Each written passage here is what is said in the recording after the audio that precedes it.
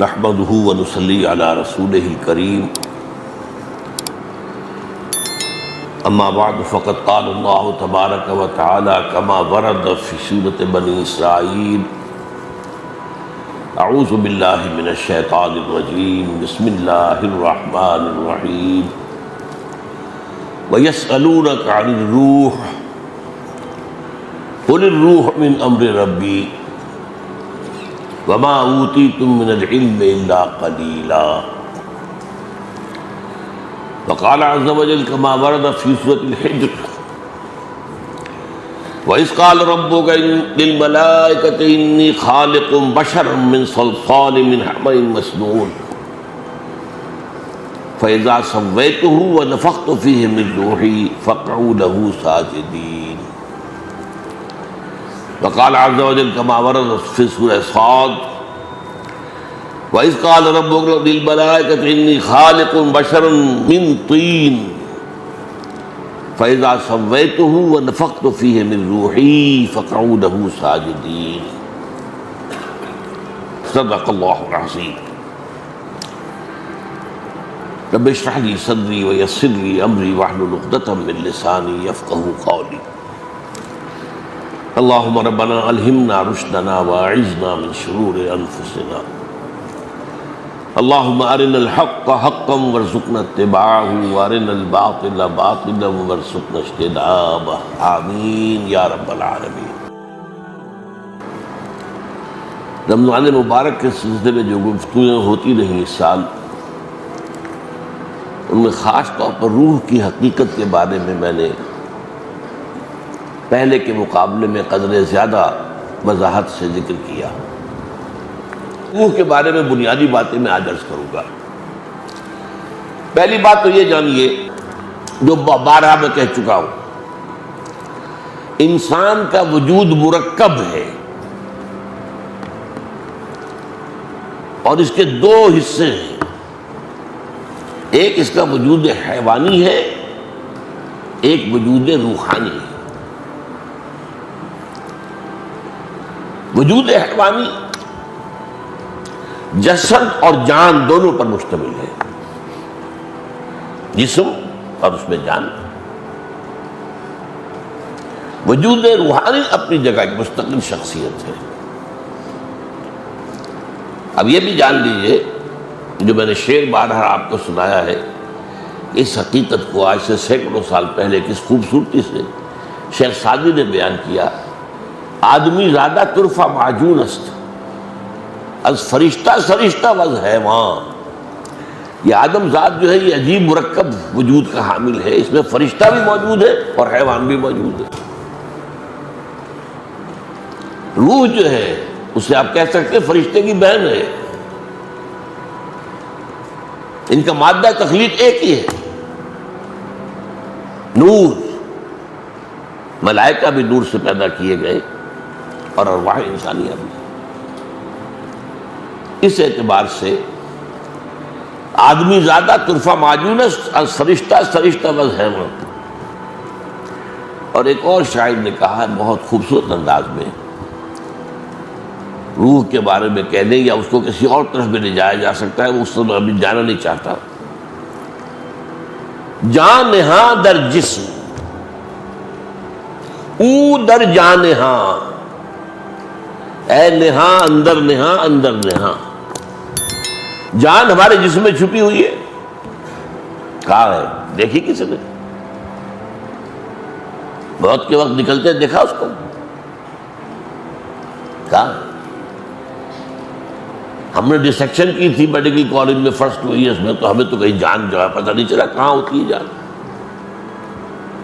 آج بھی آپ اناٹومی کی کتابیں پڑھ جائیے، موٹی موٹی فزیولوجی پڑھ جائیے، جان کا کچھ پتہ نہیں کہاں ہوتی ہے۔ جان صرف ایک کیفیت کا نام ہے اور اس کا جسم سے علیحدہ کوئی تصور ہی نہیں، کوئی وجود ہی نہیں۔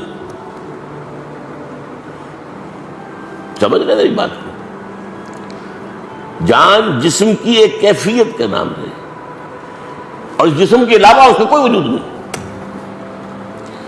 روح ایک بالکل انڈیپینڈنٹ شخصیت ہے، اس کا اپنا مستقل وجود ہے، اس کا اپنا تشخص ہے، اس کا مادہ تخلیق اور ہے. یہ جسد مٹی سے آیا ہے، روح آسمان سے آئی ہے، اللہ کے پاس سے آئی ہے. زمین و آسمان کا فرق ہے. تو شاعر کہہ رہا ہے کہ جان نہاں در جسم، جان جو ہے ہماری جسم میں پنہا ہے، چھپی ہوئی ہے. او در جان نہاں، اس جان کے اندر ایک اور جان ہے، وہ روح ہے. اے نہاں اندر نہاں، اندر نہاں، اے وہ شے کہ جو چھپی شے کے اندر چھپی ہوئی. اچھا اب دیکھیے، ہمیں اس حیوانی وجود کو اللہ نے علم کے حصول کے کیا ذرائع دیے ہیں. آنکھ سے دیکھو، کان سے سنو، چکھو، سونگو، ٹچ کرو. ان کو کہتے ہیں 5 حواس خمسہ. ان حواس خمسہ سے جو معلومات فراہم ہوئی، یہ یہاں پر ہمارے اس کھوپڑی کے اندر ایک کمپیوٹر رکھا ہوا، اور بہت بڑا کمپیوٹر ہے. تو اتنا سا آج کل تو آپ کو معلوم ہے کہ چھوٹے چھوٹے کمپیوٹر آ رہے ہیں. یہ کمپیوٹر پروسیس کرتا ہے اس ڈیٹا کو. یہ دیکھا تھا، اس وقت یہ دیکھا تھا، پھر میموری میں ڈال دیتے ہیں. کمپیوٹر میں میموری ہوتی ہے، پھر وقت آئے گا تو دوبارہ ریفر کریں گے، اس میموری کو نکالیں گے. کوئی نئی بات دیکھی ہے پھر اسے ٹیلی کریں گے، کیا فرق نظر آیا، کوئی نتیجہ نیا نکالیں گے. یہ ہے جو انسانی علم، حیوانی علم ہے. یہ سارے فنکشن چھوٹے سے چھوٹے حیوان کے اندر موجود ہیں. ہاں کمیت کا فرق ہے، انسان کے ہاں یہ فنکشن بہت بلند گئے ہیں. ایولیوشن ٹری کے ٹاپ پر کھڑا ہے ہومو سیپینس. حیوانات کے اندر ہے، لیکن اب درجہ بدرجہ ہی ہوں گے نا. میں نے تو خود چونکہ یہ کیا تھا ایک تجربہ. ایک روز میں نے دیکھا کہ ایک کیڑا چل رہا ہے، وہ کیڑا جس کے اوپر بہت بال سے ہوتے ہیں، اور وہ یہ ہے کہ اندیشہ ہوتا ہے کہ آپ سے کہیں کھال سے مس کرے گا تو وہ خارش ہو جائے گی، شدید الرجی ہوگی. وہ جا رہا تھا، میں نے اس کے آگے ایک تنکا رکھ دیا. وہ رکا، پھر اس نے اپنی ڈائریکشن موڑ لی. کیا مطلب؟ احساس بھی ہوا اور ایک فیصلہ بھی کیا کہ آگے جو ہے رکاوٹ ہے، I have to turn my direction. میں نے پھر رکھ دی، پھر مڑا، پھر رکھا، پھر مڑ گیا. چوتھی مرتبہ رکھا کہ اس کے اوپر سے گزرا. اس نتیجے پر پہنچ گیا کہ یہ رکاوٹ میرا پیچھا نہیں چھوڑ رہی. Now I have to overcome it. وہ چھوٹا سا کیڑا. یہی تو ہے نا ہمارا سارا علم جو ہے. اسی کو آپ 1,00,000 سے ضرب دے دیجیے، بس اللہ خیر سمجھ. ہم نے آنکھ کی مدد کے لیے دوربین ایجاد کر دی، ہم نے آنکھ کی مدد کے لیے خوردبین ایجاد کر. اصل شے تو آنکھ ہی ہے. یہ تو ایڈڈ معاملات ہیں نا. دوربین ہے، یا دوربین کو بھی آپ آنکھ ہوگی تو دیکھیں گے نا. دوربین کے اندر آنکھ ہوگی تو دیکھیں گے آپ خوردبین کے اندر، مائکروسکوپ کے اندر. لیکن اسی طرح جان لیجئے روح کی اپنی آنکھیں ہیں، انڈیپینڈنٹ آف دیز آئیز. روح کے اپنے کان ہیں، انڈیپینڈنٹ آف دیز ایئرس. روح کی اپنی عقل ہے، انڈیپینڈنٹ آف دس عقل. یہ حیوانی عقل ہے، اس کھوپڑی میں رکھی ہوئی ہے. لیکن روح کے یہ تینوں چیزیں، ان کا تعلق قلب سے. قلب مسکن ہے روح کا، روح رہتی وہاں ہے. اب قرآن مجید میں سورہ حج کی ایک آیت ہے جو بہت اہم ہے، بہت اہم، بہت اہم. افلم یسیروا فی الارض، کیا یہ لوگ زمین میں سیر نہیں کرتے، چلتے پھرتے نہیں ہیں؟ فتکون لہم قلوب یعقلون بہا، پھر ہوتے ان کے دل جن سے وہ تعقل کرتے. دل سے عقل، دل کے اندر عقل ہے. قلوب یعقلون بہا او آذان یسمعون بها، یا کان جن سے وہ سنتے ہیں. فإنها لا تعمل ابصار، اس لیے کہ اندھی یہ آنکھیں نہیں ہوتی، اندھا دل کی آنکھ اندھی ہو جاتی. ابو جہل کی یہ آنکھ تو اندھی نہیں تھی، وہ تو جمال و جلال مصطفی کا مشاہدہ نہیں کر سکا. ابو لہب کی تو یہ آنکھ نہیں تھی، وہ آنکھ کوئی اور آنکھ ہے. اب اسی کو دیکھیں، مضامین دو کم سے کم قرآن مجید میں 2 جگہ ضرور آتے ہیں. یہ میرا ایک نقطہ ہمیشہ سے ہے. یہ سورہ اعراف کی آیت ہے. ہم نے انسانوں اور جنوں میں سے بہت سے ایسے لوگ پیدا کر دیے ہیں جو جہنم ہی کا ایندھن ہے، پیدا ہی کیے اس کے لیے. اور ان کی کیفیت کیا ہے؟ لہم قلوب لا یفقہون بہا، ان کے پاس دل ہے لیکن تفقہ نہیں کرتے، غور نہیں کرتے، سوچتے نہیں.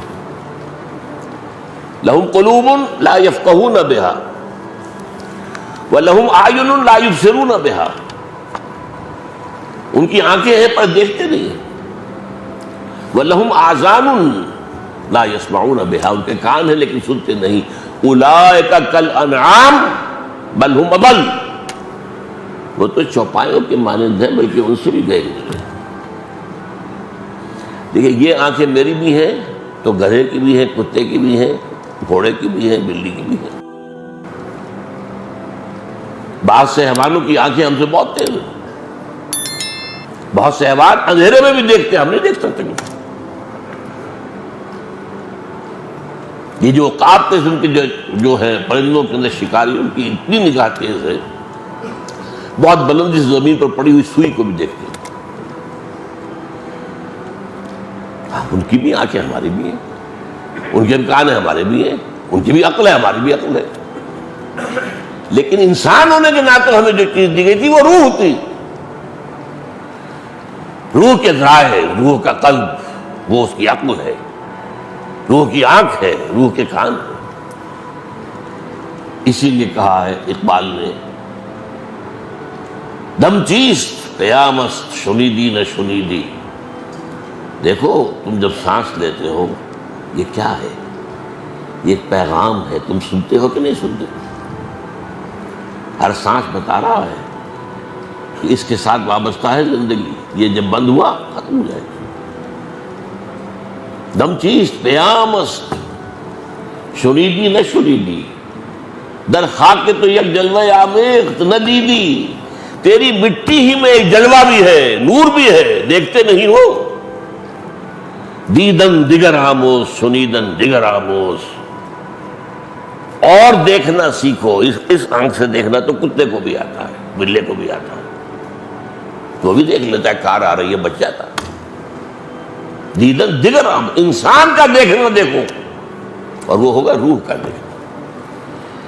انسان کا سننا سنو اور وہ ہوگا روح کا سننا. اچھا اب اگلی بات سمجھیے، یہ جو دو وجود ہیں ان کی سورسز ایبسولیوٹلی ڈفرنٹ، اینڈ بلکہ یہ سمجھیے متضاد.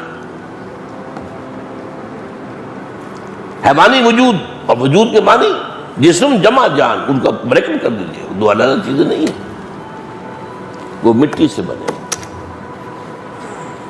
اور یہ وہ نقطہ ہے جو سائنس اور مذہب میں متفق علیہ ہے.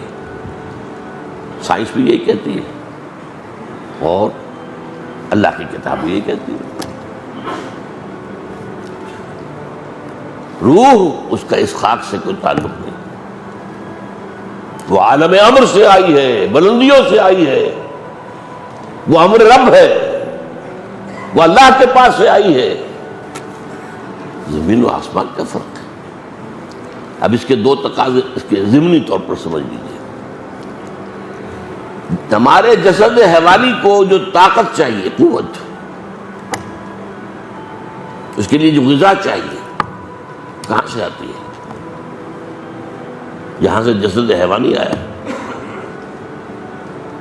گندم آ گئی، چاول آ گئے، سبزیاں آ گئی. بکری کا گوشت کھایا تھا تو بکری کو نے کیا کھایا تھا؟ بیری کے پتے کھائے تھے، اور کوئی گھاس پاک کھایا تھا؟ The ultimate source is earth, crust of the earth. روح کو بھی کس ضرورت ہے انرجی کی، اس کا تغذیہ اور تقویت کلام ربانی سے ہے۔ یہ روح ربانی ہے اور اس کی غذا کلام ربانی۔ نمبر 3، ان دونوں کے رجحان ایک دوسرے سے بالکل متضاد ہیں۔ جسم جہاں سے ہے اسی کی طرف جھکنا چاہتا ہے۔ زمینی مفادات، زمینی لذتیں، عالم سفلی کی چیزیں، انہی میں مگن، انہی کے اندر مگن، انہی کی طلب میں زندگی ہے، انہی میں بھاگ دوڑ ہے۔ روح کا رجحان اللہ کی طرف ہے۔ وہ جو ہم نے آیت پڑھی روزے اور رمضان کے ذکر میں، وَإِذَا سَأَلَكَ عِبَادِي عَنِّي فَإِنِّي قَرِيبٌ،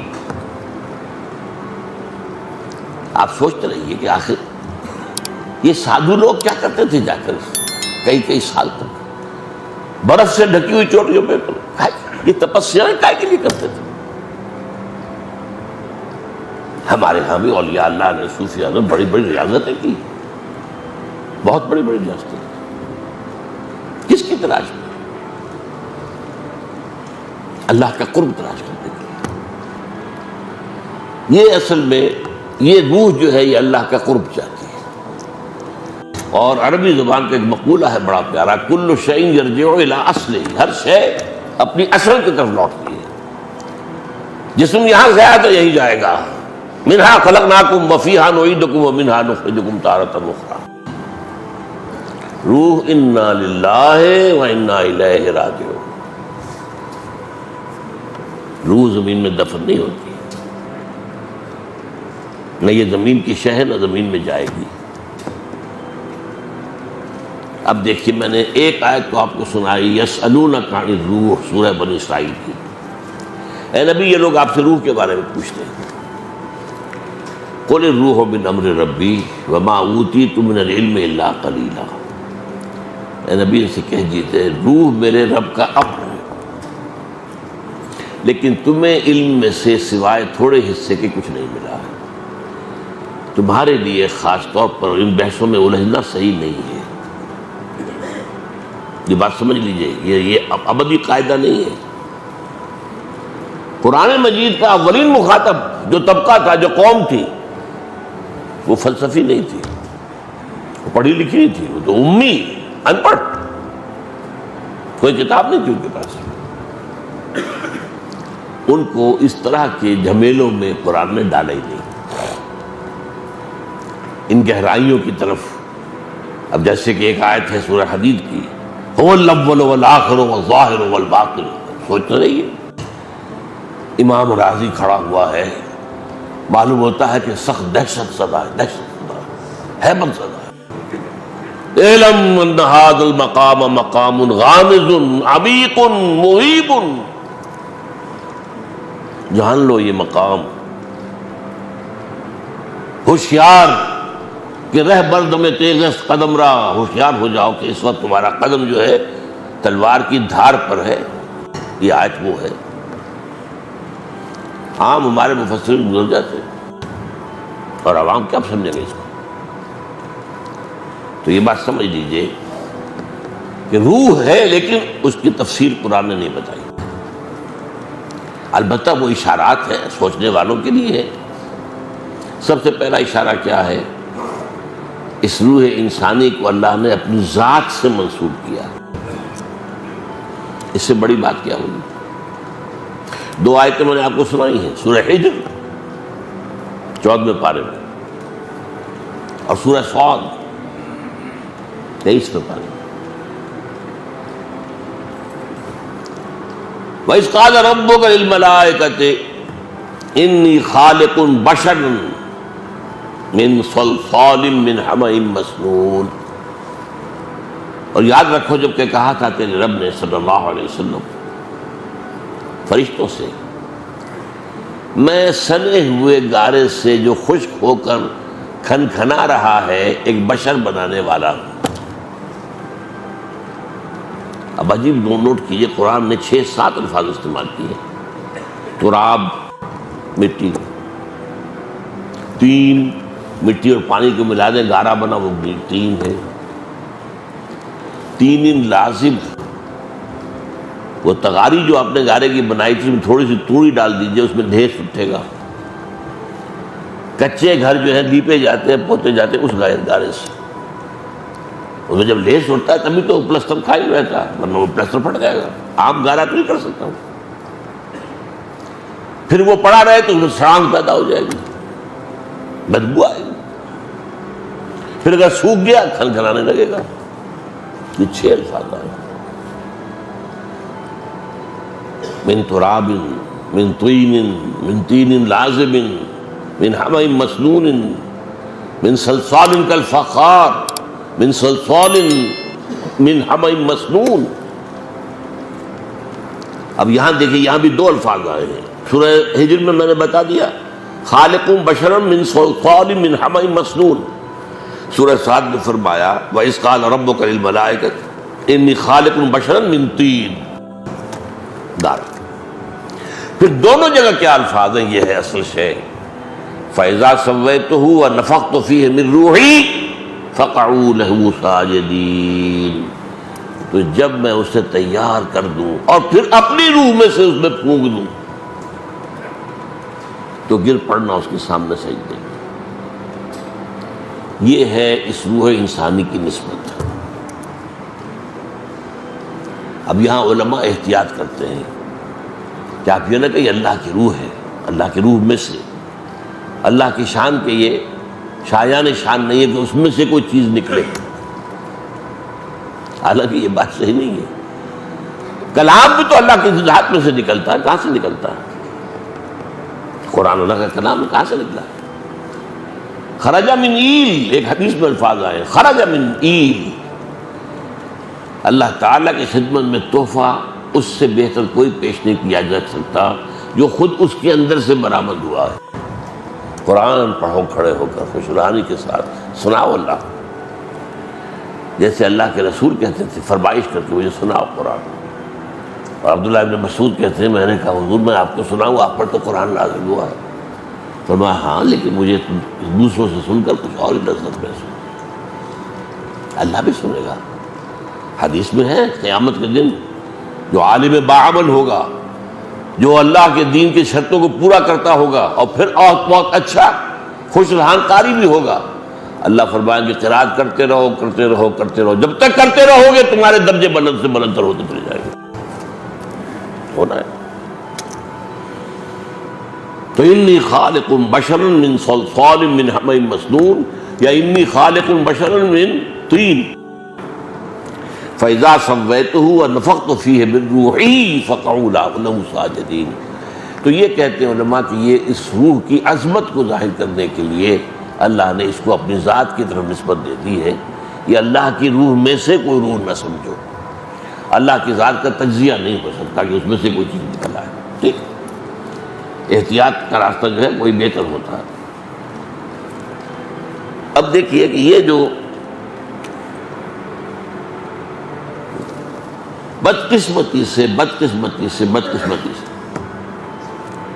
ہمارا جو موجود جدید جو دینی فکر ہے، جو اپنی جگہ پر بعض اعتبارات سے بہت قیمتی ہے، مثلا یہ کہ جدید دینی فکر نے یہ واضح کیا کہ اسلام صرف مذہب نہیں ہے، دین ہے۔ ٹھیک ہے، بہت بڑی بات، بہت اچھی بات۔ اسلام دین اس وقت ہوتا ہے جبکہ وہ غالب ہو، مغلوب ہو جائے تو مذہب رہ جاتا ہے۔ یہ بھی ٹھیک ہے، سب چیز صحیح۔ اور بندہ مومن کا فرض ہے کہ باطل کے نظام کو توڑ پھوڑ کر اللہ کا نظام قائم کرے، جد و جہد کرے۔ جد و جہد کرنا فرض ہے، وہ کر دینا یہ آپ کے اختیار میں نہیں ہے، اللہ چاہے گا تو ہوگا، لیکن جد و جہد نہیں کرتے تو آپ مجرم ہو۔ اس جد و جہد کے لیے التزام جماعت لازم ہے، جماعت کے بغیر تو کام ہو ہی نہیں سکتا۔ اب یہ دینی فکر ہے،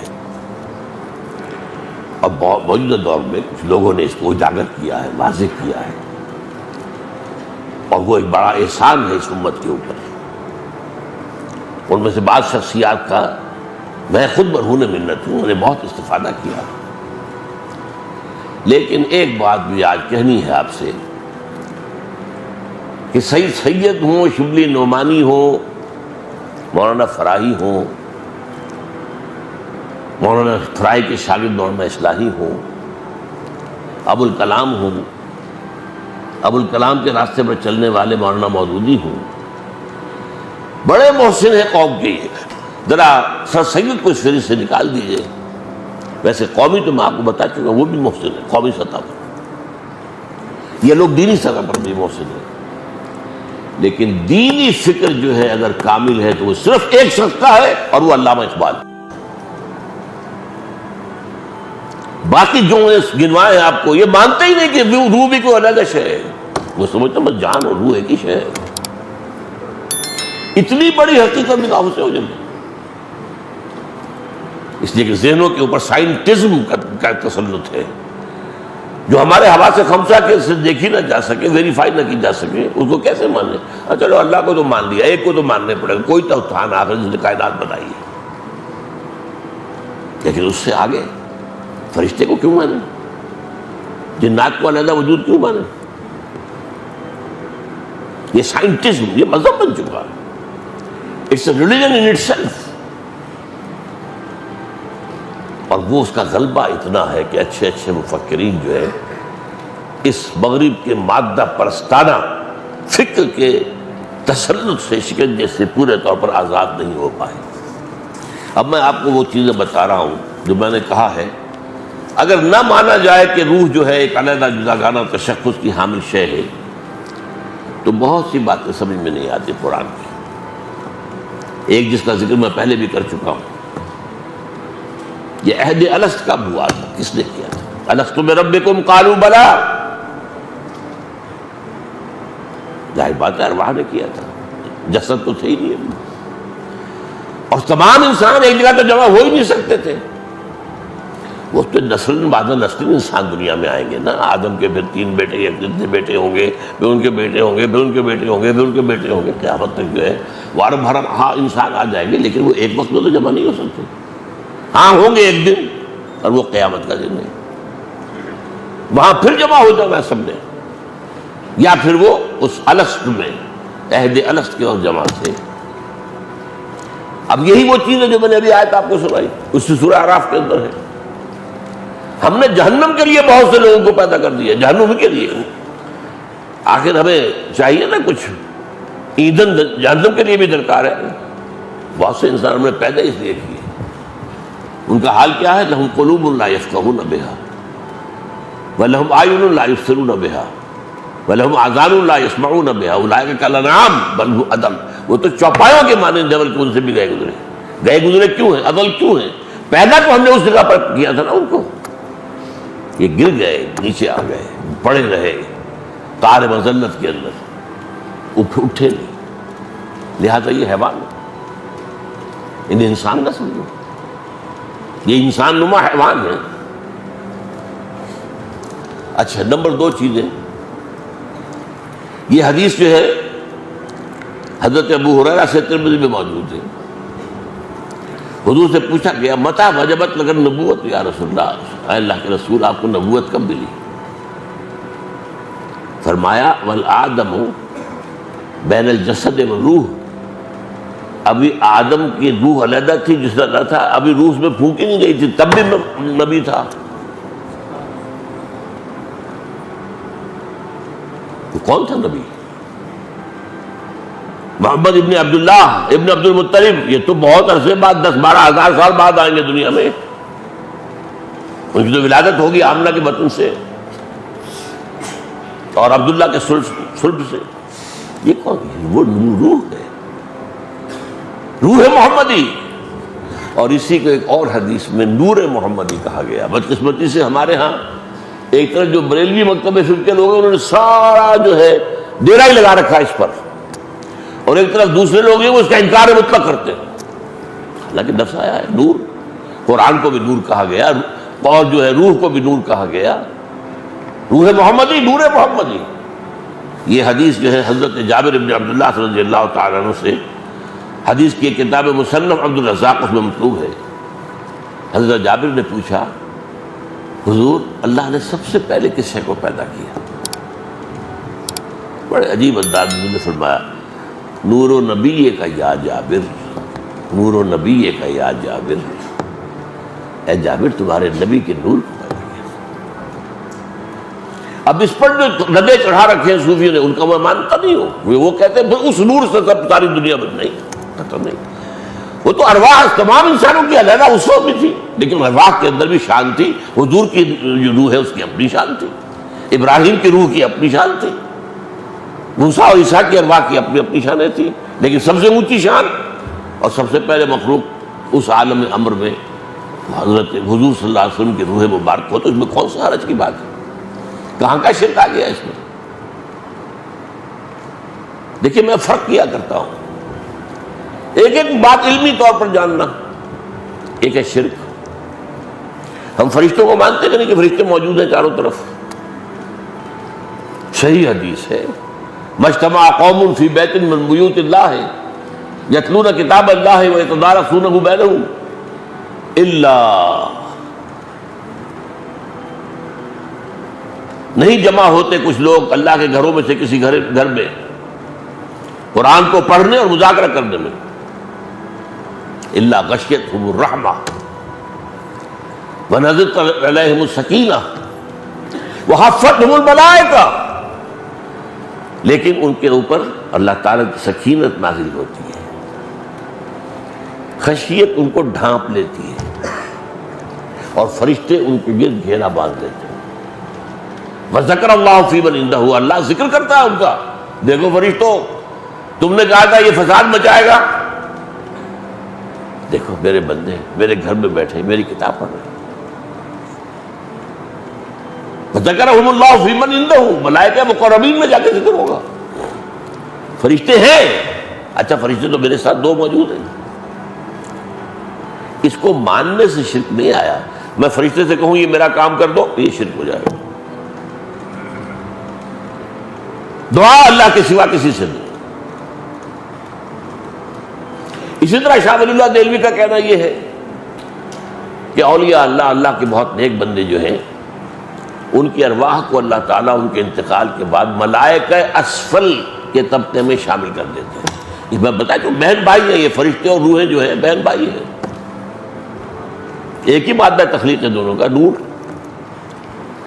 اولیاء اللہ کا انتقال جب ہو جاتا ہے تو اللہ ان کی ارواح کو ملائکہ اسفل، سب سے نچلے درجے کے ملائکہ، اونچے نہیں ہیں، یہ ان کے طبقات ہیں، سب سے نیچے والے ملائکہ وہ جو اس زمین کا کاروبار کنٹرول کر رہے ہیں، ملائکہ اسفل، ان میں شامل ہو جاتے ہیں، گویا کہ اللہ تعالیٰ کے سول سروس میں ریکروٹ ہو گئے۔ اس بات کو کوئی مانے نہ مانے اس کو اختیار ہے، لیکن اس کو شرک کہنا یہ ظلم ہے۔ ہاں ان کو پکارو گے وہ شرک ہو جائے گا، یا شیخ عبد القادر شیخ للہ، یہ شرک ہے، اس میں کوئی شک نہیں۔ لا تدعوا مع اللہ احدا، ہرگز مت پکارو اللہ کے ساتھ کسی اور کو، پکارنا اس سے، تم دعا کرو اللہ سے۔ یہاں تک آتا ہے کہ حضور نے فرمایا کہ جوتی باندھنے کا تسمہ بھی اگر تمہیں چاہیے تو اللہ سے مانگے، اللہ مجھے دے دے۔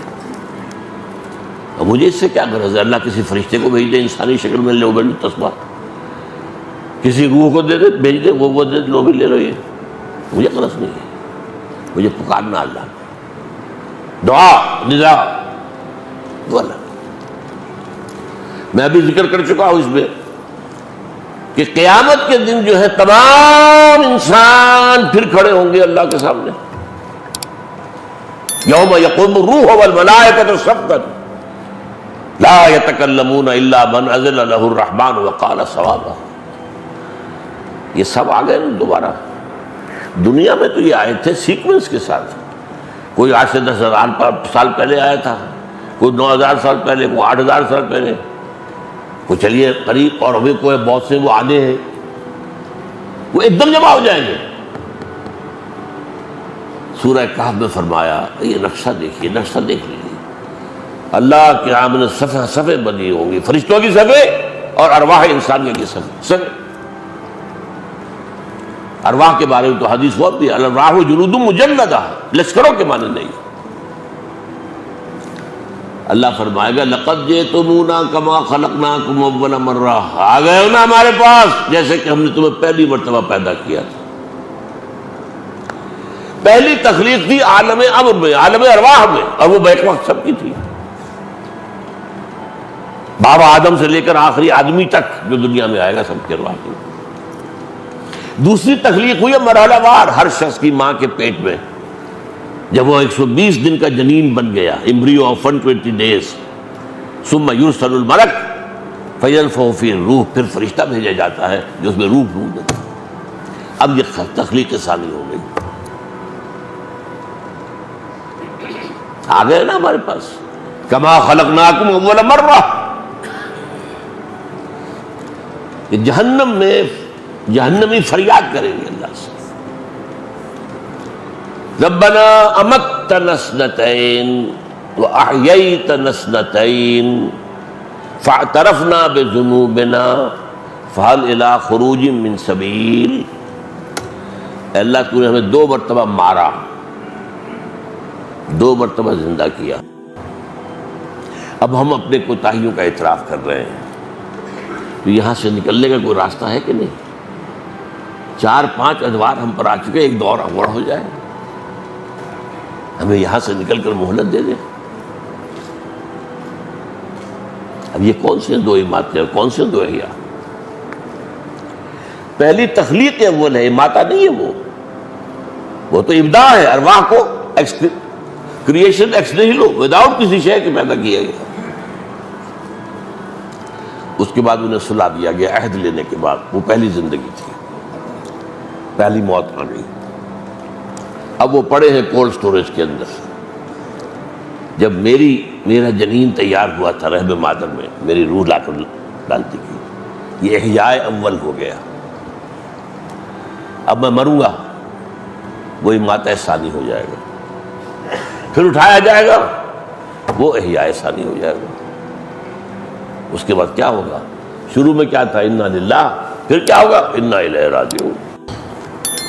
اب یہ آیت کیسے سمجھ میں آئے گی اگر یہ معلوم نہ ہو کہ روح اور شے ہے، جان اور یہ جسم و جان ہے، اس کا مرکب بالکل مختلف ہے۔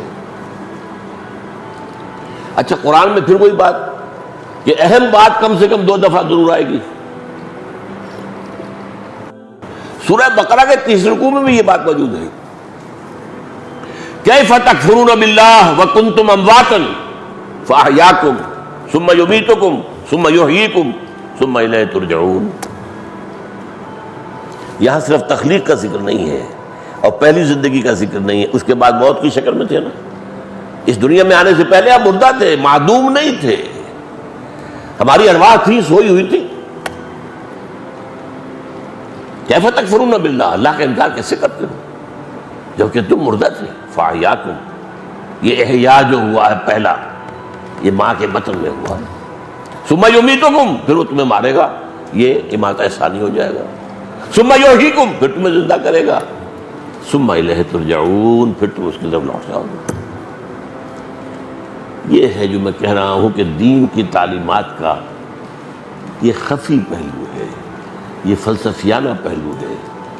ان چیزوں کو آج سمجھنا اس لیے ضروری ہو گیا ہے کہ بہت سے معاملات میں سائنس بہت آگے نکل گئی ہے۔ اب آپ کو سائنس اور دین کے درمیان، تعلیمات کے درمیان بڑے کلوز ریلیشن شپ کی ضرورت ہے۔ اب اس کے علاوہ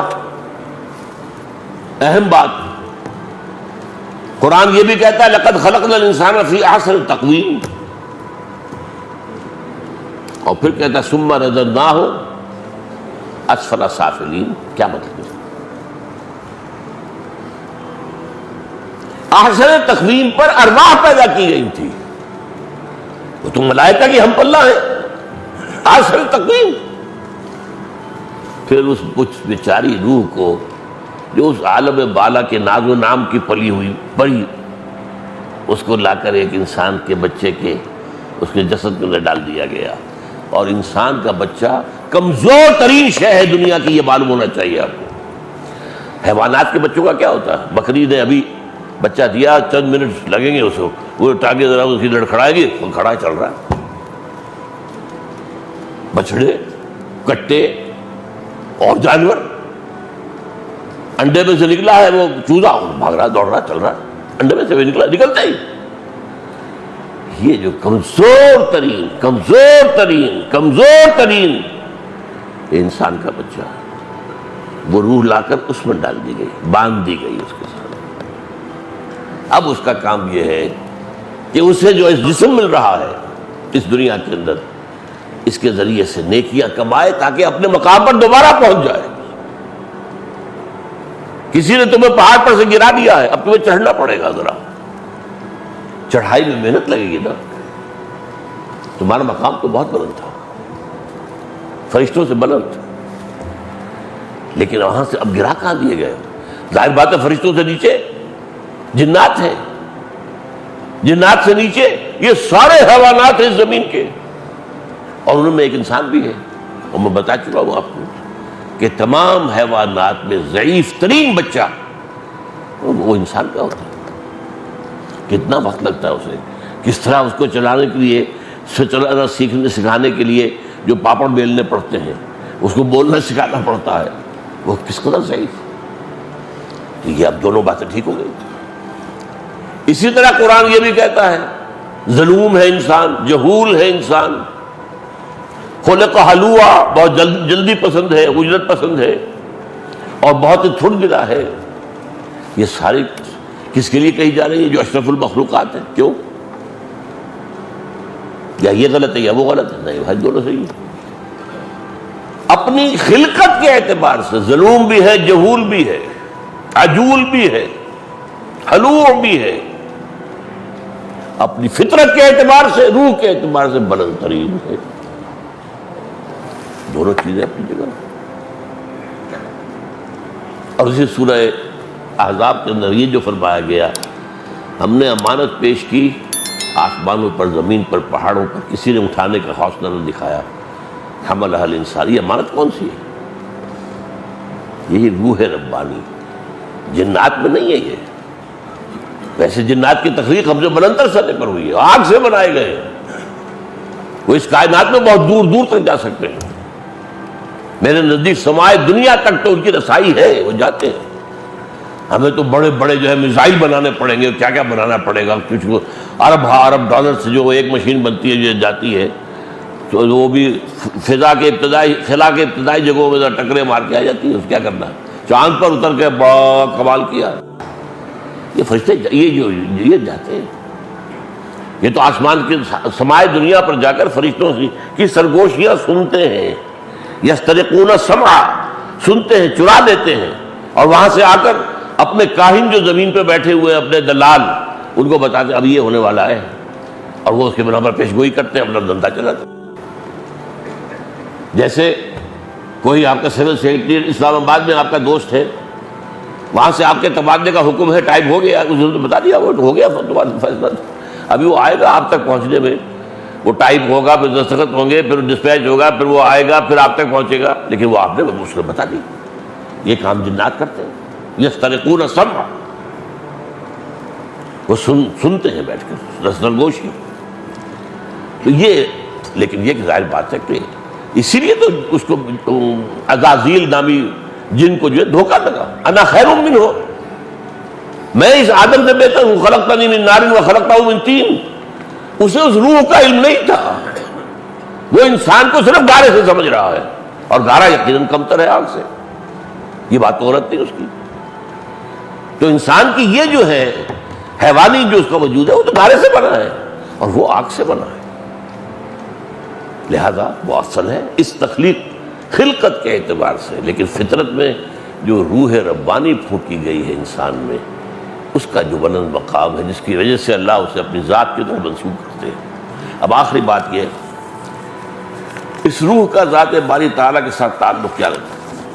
روح کا اللہ کی ذات کے ساتھ تعلق، ویسے ایک بات میں نوٹ کر لیجئے، ذات و صفات باری تعالیٰ کے بارے میں کوئی بھی مثال صحیح مکمل نہیں ہو سکتی۔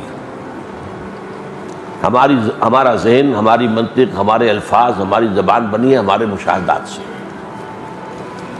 تو جو مابعد طبیعیاتی حقائق ہیں، میٹافزیکل ٹروتھس، وہ ہماری زبان کے اندر ادا نہیں ہے۔ اس لیے قرآن میں مثالیں اللہ نے اسی لیے یضرب اللہ الامثال للناس، ایک بات جیسے کہ ہے سمجھ میں نہیں آتی، مثال سے ذرا سا قریبی تاثر دے لیا جائے۔ تو بعض صوفیہ نے بہت عمدگی کے ساتھ اس کو بیان کیا ہے، اس روح کا اور ذات باری تعالیٰ کا تعلق وہی ہے جو سورج اور اس کی کرن کا ہے۔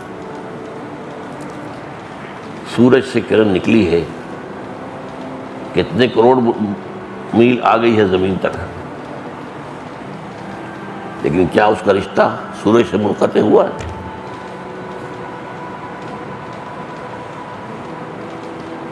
ایک اور بات مجھے یاد پڑتا ہے کہ ایک بڑے فزسٹ جو فزکس میں بہت بڑے ماہر انہوں نے بتائی تھی کہ یہ جو رے آف سن ہے یہ ہائپربولا کے انداز میں چلتی ہے، اسٹریٹ لائن میں نہیں آتی کہ یوں ہو کے، اگر تو درمیان میں کوئی شے آ گئی جس نے اسے جذب کر لیا تو ختم ہوئی، کنزیوم ہو گئی، ورنہ کوئی شے درمیان میں نہیں تو واپس چلی جائے گی سورج کے اندر۔ انا للہ و انا الیہ راجعون۔ تو جیسے یہ سورج کی کرن کا معاملہ اگر یہ صحیح ہے، میں آئی ایم ناٹ ڈیفینیٹ، کافی پرانی بات ہے یہ ایک، لیکن فزسسٹ تھے وہ، فزکس کے بہت بڑے ماہر تھے، پروفیسر تھے، انہوں نے بتایا۔ تو اس حوالے سے یہ تعلق ہے بندے کا، بندے کی روح کا اللہ کی ذات کے ساتھ۔ اقول قولی ھذا واستغفر اللہ لی ولکم ولسائر المسلمین والمسلمات۔